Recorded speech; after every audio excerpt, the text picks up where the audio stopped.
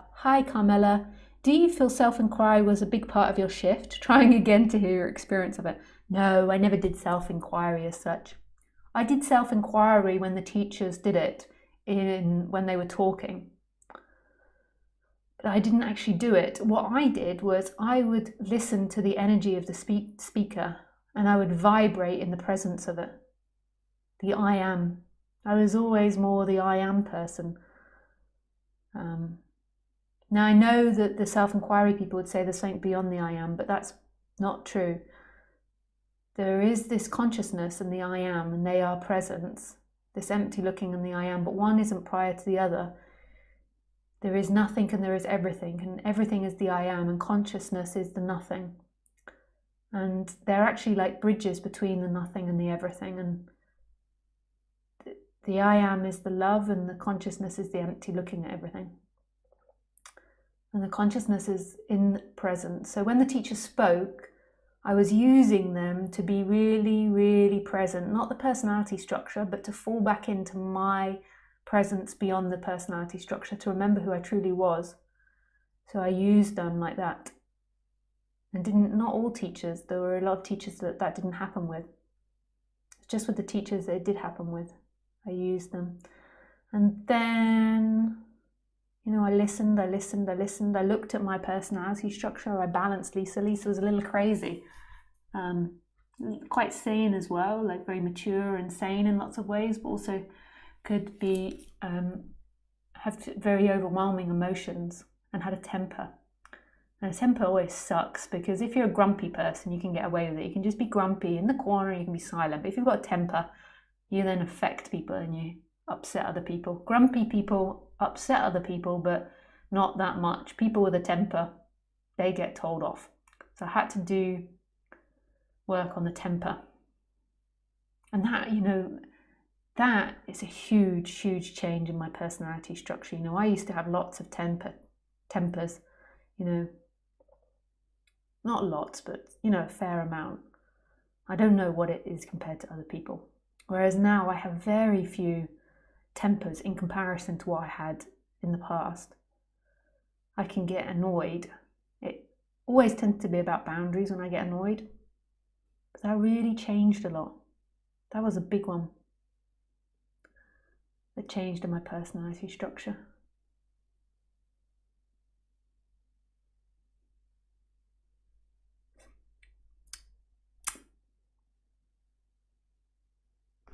Thanks, Carmela. Thank you, Lisa. I always appreciate your energy here and all you say. It's true, it does not matter much exactly what's being said, whether it's non-duality sin, it really helps. Non-duality or stillness, it really helps. Yeah, good. And what I used to do was vibrate with that person's energy. There might be, though, my personality, like I might have lots of mirror neurons, and empathy allows that to happen here. Like I just used to get into their energy behind their words and like use it as a meditation. I'd be beaming, not all the time, but yeah. Did you stay in I am, not next to teachers? I used to purposely stay in I am as well when I was at home, particularly if my boyfriend pissed me off or the dog shat on the carpet. I'd then be like, I am.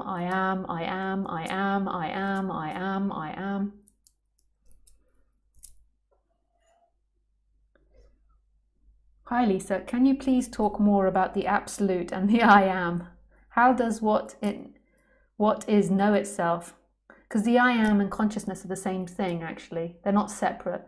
Some teachers, mostly male teachers, teach you that consciousness is prior to the I am, but I think it's a sexist perspective, because consciousness is also known as the masculine and the I am as the feminine. So consciousness is Shiva and the I am is Kali dancing on Shiva's lap,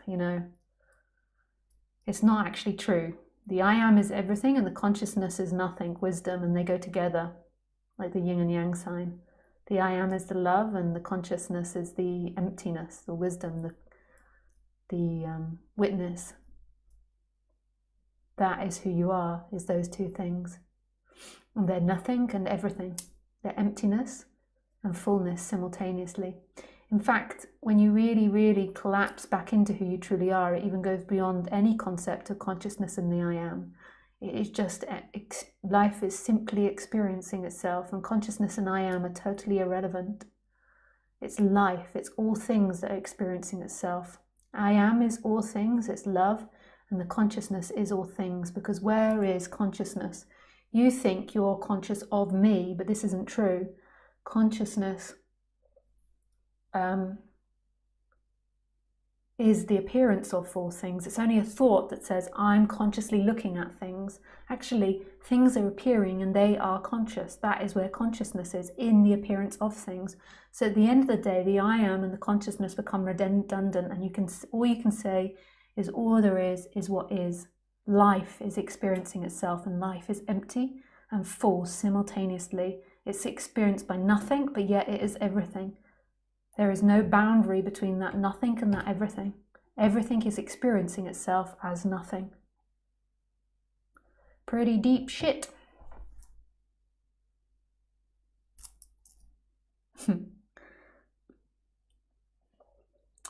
Is it true that what is perceived cannot be the perceiver?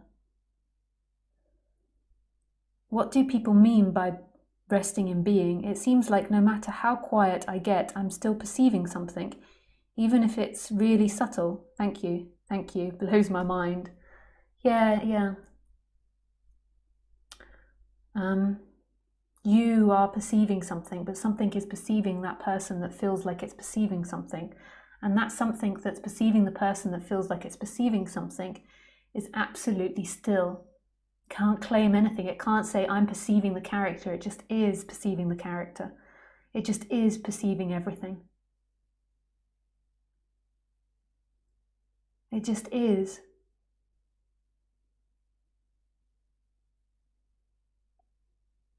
And there is that I am, that love in that. This is. It's so still, and in that appears somebody that says, but I'm perceiving something. But who experiences that person that says, I'm perceiving something? Who you are doesn't think, the person thinks. Who you are doesn't feel, the person feels. And yet it feels everything, because it is what's experiencing. No eye, ear, nose, mouth, taste, touch, but yet it's all of that. It's love.